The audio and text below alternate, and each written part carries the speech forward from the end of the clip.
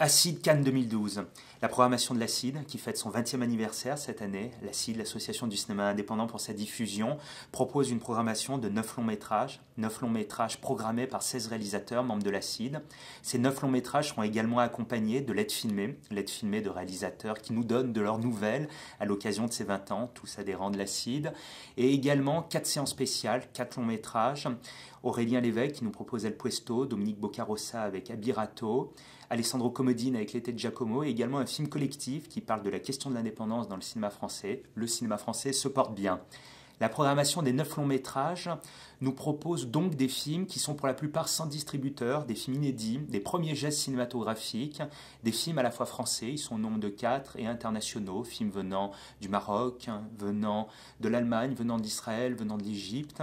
et du Sri Lanka. Donc parmi ces films français, nous avons 4 propositions très singulières dans leur forme, qui vont questionner, chacun à leur manière, un regard au monde, un regard à la société, un regard à la famille. Nous avons Casa Nostra de Nathan Nikolovic, qui est un film qui va questionner le deuil à travers une famille disloquée. Une fratrie va se retrouver, le temps de ces quelques journées de deuil autour de la figure paternelle. Et c'est un film qui se passe dans des moments de creux de vie pendant cette période douloureuse du deuil et qui amène quelque chose de très rafraîchissant dans un thème pourtant difficile. Rafraîchissant aussi à travers la forme qui est un film qui emprunte l'idée formelle d'un film de famille, un film en noir et blanc au format carré. Alors le deuil, nous l'avons également dans Stalingrad Lover, qui est le portrait d'une certaine manière d'un drogué qui va essayer de tenir parole en respectant cette parole qu'il avait donnée à un collègue à lui mort d'une overdose pour le ramener, ou du moins ramener son corps dans son pays natal. C'est un parcours de rédemption, c'est un parcours où ce personnage va chercher la lumière au milieu de paysages cérébraux, ses propres paysages mentaux, paysages sinistrés par la drogue. Un film très fort qui est une pure expérience sensorielle. On a Nour, film français de 2 réalisateurs, Guillaume Giovannetti et Zagla Zenchershir, qui se passe au Pakistan, qui est un film qui nous amène vers un personnage inattendu, original, d'autant plus pour un pays, du moins dans les clichés, comme le Pakistan, qui est un personnage de transgenre, qui est un personnage qui va se poser des questions sur son identité sexuelle, femme, homme. On va le suivre, ce personnage, dans cette quête existentielle qui va nous faire traverser de manière incroyablement forte des paysages de ce pays, le Pakistan, qui est un pays à découvrir à travers ce film, tout comme l'Égypte, un pays d'appartenance de Namir Abdel-Messeh, qui fait avec son film La Vierge, les Coptes et moi, un retour à la première personne. Il se filme dans son enquête autour des apparitions de la Vierge en Égypte, apparition face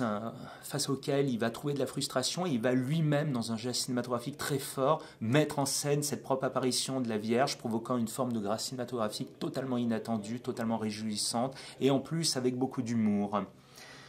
On a également, dans ce voyage autour du monde, 2 films israéliens, 2 films très différents à travers la forme, qui sont Room 514 de Sharon Barziv, un film minimaliste, en huis clos, assez étouffant, et un film beaucoup plus ouvert dans le désert israélien, un film presque abstrait finalement, qui est le film Sharkia de Ami Livne, qui est un film qui pose la question de cette géographie à partager entre Palestiniens et Israéliens, alors que Room 514 est vraiment un film d'inquiétude morale. Que faire lorsqu'on est une jeune appelée du contingent, qu'on se retrouve face à un pouvoir militaire et en même temps dans des questions d'ordre moral? Quel camp choisir? Ce sont 2 films excessivement forts, desquels on ressort à la fois très ému et très bouleversé par l'ensemble des questions qu'ils amènent.